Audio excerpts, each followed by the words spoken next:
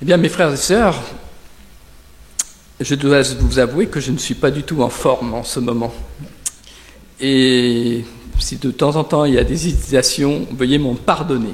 Mais c'est pour ça que j'ai pensé à cette méditation.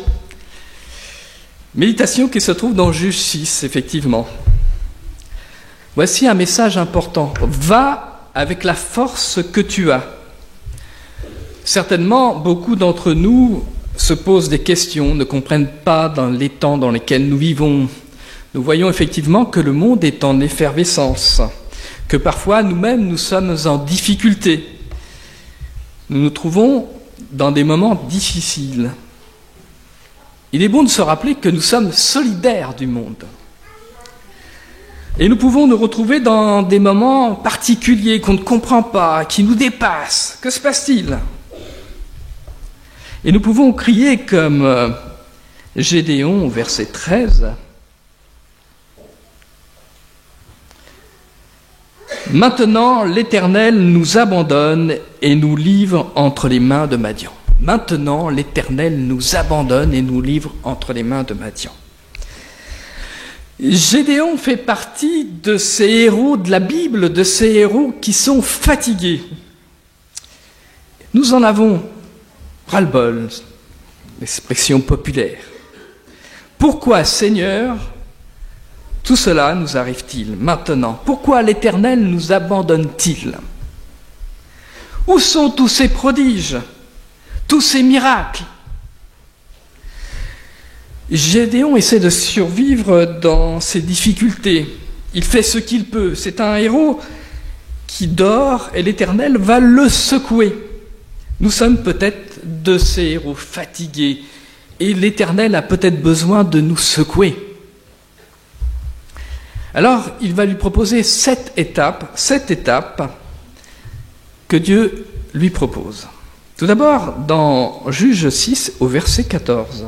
Juge 6 et verset 14. L'Éternel se tourna vers lui et lui dit « Va avec la force que tu as et délivre Israël de l'oppression de Madian. » C'était un appel sérieux. Tu as survécu, tu peux faire beaucoup mieux.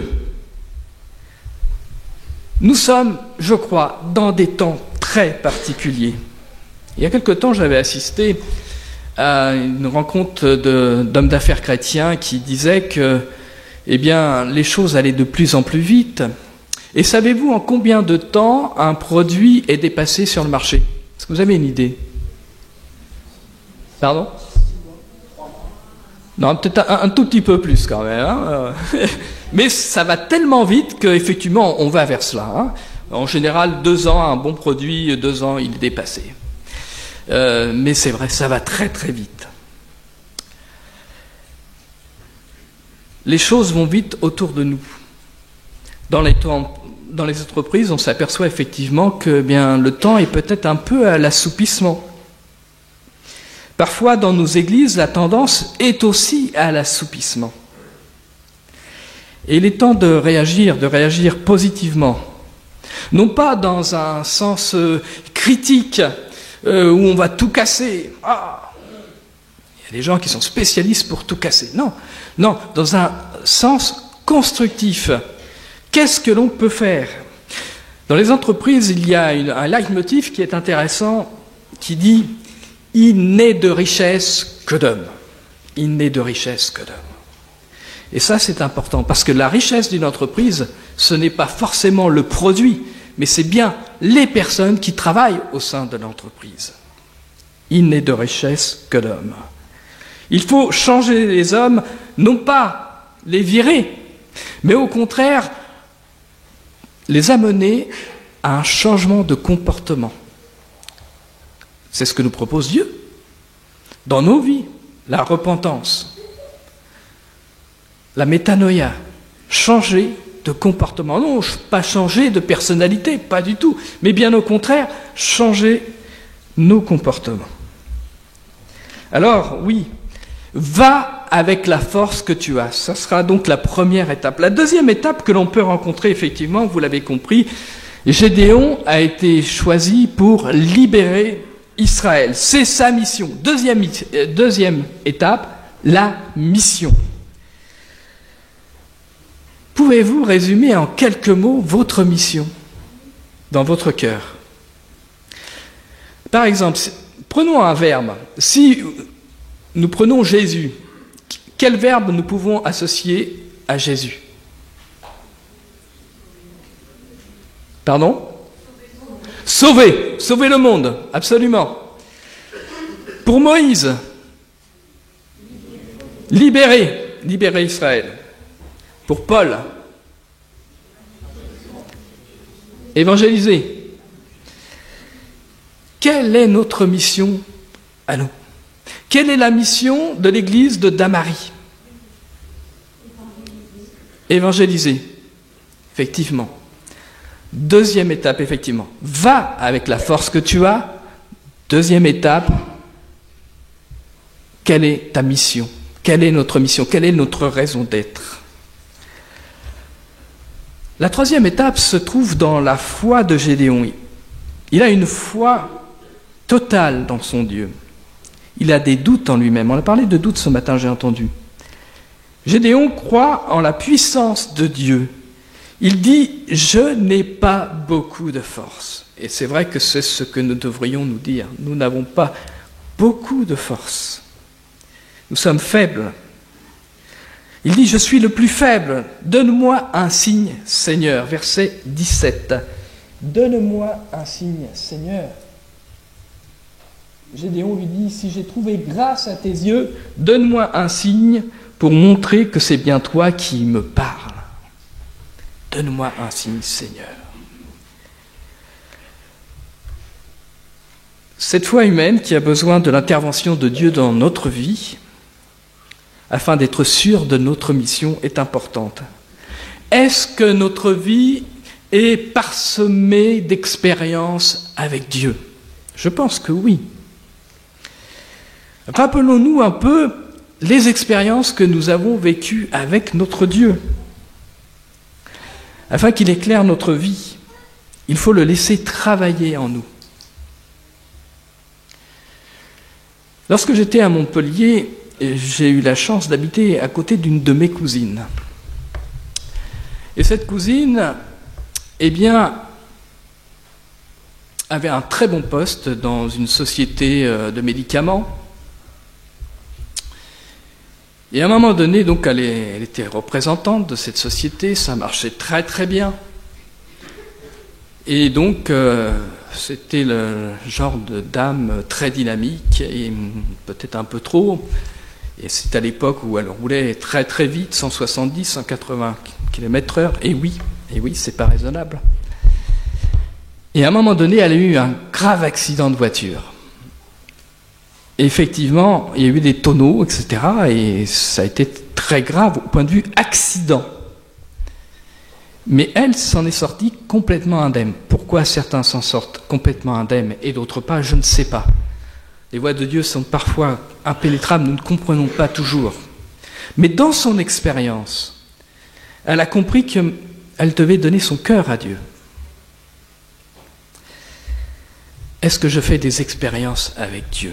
Et elle s'est convertie. Elle s'est convertie, et ce qui est intéressant, c'est que, vous l'avez vu peut-être à 7/7, dimanche dernier. En tout cas, elle faisait partie, elle a donné son témoignage à 7/7, parce que les gens de 7/7, de TF1, sont venus chez elle, ils ont mangé avec elle, etc. Et elle a profité de donner une partie de son témoignage. Jamais elle aurait pu penser qu'elle pouvait témoigner comme ça à la télévision. Est-ce que ma vie est parsemée d'expériences? Troisième étape, signe de la part de Dieu. Quatrième étape. C'est une étape que nous n'aimons pas beaucoup. Elle consiste à faire de la sélection. Oula, on n'aime pas cela, à juste titre parfois. Parce qu'effectivement, Dieu va faire de la sélection dans cette affaire. Alors au chapitre 7, verset 4, l'Éternel dit à Gédéon, « Le peuple est encore trop nombreux. Fais-les descendre au bord de l'eau, et là je ferai pour toi un tri parmi eux. Celui à propos duquel je te dirai que celui-ci aille avec toi, ira avec toi, et celui à propos duquel je te dirai que celui qui n'aille pas avec toi n'ira pas avec toi. Dieu va faire de la sélection. Oh là là, on n'aime pas ça. Et au chapitre 7, versets 1 à 7, vous pourrez le lire effectivement, on voit que Dieu vraiment va prendre que 300 personnes. Les plus motivés. Il n'y a pas de temps à perdre. Dieu sélectionne les meilleurs collaborateurs dans cette affaire-là. Est-ce que ces 300 autres collaborateurs ont été choisis dans une autre affaire? Peut-être pas. Mais dans celle-là, il choisit ses 300 collaborateurs. Les meilleurs, à chacun selon ses talents. À quoi sert-il de jalouser les talents des autres? Je n'ai pas le don du chant. Alors là, c'est vraiment un don que je n'ai pas. Et pourtant, j'ai eu l'occasion de chanter avec des amis dans la rue quand j'étais plus jeune. Je vois quelqu'un qui approuve. Et nous allions chanter dans la rue, dans des bas lieux, dans le quartier de Pigalle, tout simplement. Et nous avions amené des dizaines de jeunes le samedi soir, dans l'église, à Paris. Et quand je dis des dizaines, parfois c'est arrivé qu'il y avait 100 jeunes de l'extérieur dans l'église, le soir, à regarder un film de Billy Graham ou autre. Ce qui est important, effectivement, c'est que chacun ici soit disponible. Alors parfois, on est surpris comment Dieu peut nous guider. Mais que chacun soit disponible à sa grâce pour remplir la mission qu'il vous a confiée. J'ai parlé tout à l'heure exprès de ma cousine parce que jamais elle n'aurait pensé pouvoir passer à la télévision comme ça et dire un témoignage qui lui est propre. Et je pense que Dieu vous a choisi, nous a choisi chacun, et vous allez peut-être vous retrouver un jour dans des situations particulières. Je crois que nous vivons des temps particuliers. Nous le voyons, tout s'accélère. Alors, à plus forte raison, je crois que si vous vous remettez entre les mains de Dieu avec les talents que vous avez, car vous avez chacun des talents, tous sans exception, à un moment donné, Dieu va vous donner la possibilité de témoigner, de raconter votre histoire, votre expérience personnelle. Ceci dit, la sélection est là. On n'aime pas cela. Hein. Mais ce qui est important, c'est prêt pour le service maintenant. Seigneur, voilà, dans mon cœur, je suis prêt pour le service maintenant. L'essentiel est de servir. J'ai eu l'occasion de diriger une maison de repos et de convalescence pendant près de 17 ans. Nous avons été étonnés comment Dieu pouvait diriger les choses. C'est très curieux. Nous avions des gens de toutes conditions. Et je me rappelle un jour, un pasteur m'a dit, tu sais, j'ai rencontré à l'autre bout du monde un ambassadeur. Et il m'a parlé de votre maison de repos, parce qu'il était venu dans votre maison de repos. Et il en a parlé positivement. On a eu l'occasion de voir des gens de toutes conditions. On a eu des prêtres, de nombreux prêtres qui sont venus dans notre établissement, de nombreuses sœurs catholiques, des évêques aussi, incognito. Bref, c'est pour dire que parfois nous sommes surpris comment Dieu peut conduire les choses. Et je crois que c'est intéressant parce que si on se met sous la couvée de l'Esprit, et c'est peut-être notre difficulté parfois de se mettre sous la couvée de l'Esprit, nous allons être dirigés par-ci, par-là, peut-être, mais nous allons quand même être dirigés par lui. Prêt pour le service maintenant. Voyons maintenant notre 5e étape. Gédéon va avoir de la stratégie. Il va influencer les événements avec ses hommes. Quel est le meilleur moyen d'atteindre le but que je me suis fixé? Quel est le meilleur moyen? Et pour cela, il va placer ses hommes sur les hauteurs et faire beaucoup de bruit avec les trompettes. Ils sonnèrent des trompettes, brisèrent des cruches et crièrent « Épée pour l'Éternel et Gédéon ». Et dans le camp adverse, ça va être la panique. Gédéon, chapitre 7, versets 21 à 22. Tout en restant chacun à sa place autour du camp, le camp tout entier se mit à courir et à pousser des cris et à prendre la fuite. Les 300 hommes sonnèrent une nouvelle fois de la trompette et dans tout le camp, l'Éternel fit en sorte que les hommes tournent l'épée les uns contre les autres. Les hommes du camp s'enfuirent jusqu'à Beth-Shitta, vers Tséréa et jusqu'aux abords d'Abel-Méhola, près de Tabat. C'est la panique, c'est la victoire. Gédéon a eu donc de la stratégie, ce qui nous amène à notre 6e étape. Gédéon est aussi un homme informé. Avant d'attaquer ses adversaires, il a réfléchi, ils se sont préparés. Ils ont recherché aussi des informations, comment les autres nous voient. Comment sommes-nous vus par les autres? Il ne faut pas regarder aux apparences. Quelle est notre vision à long terme? Quelle est la vision à long terme de l'Église? Peut-être quelle est la vision à long terme de l'Église de Damary? Aller au-delà des apparences. Il est important de nous poser des questions par rapport à cela. Ne regardons pas ce qui a été uniquement vécu, mais visons le développement de l'Église. C'est ça qui est important. Pourquoi? Non pas pour nous-mêmes, mais pour sauver le monde. Ah oui, pour sauver les hommes, pour leur permettre de trouver la vie.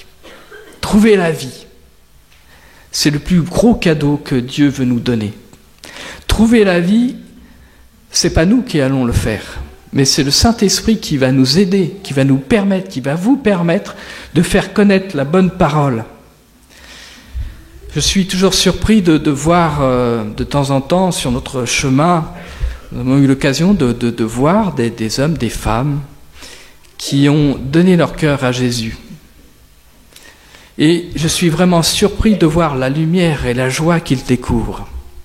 Je pourrais vous donner quelques exemples très rapidement.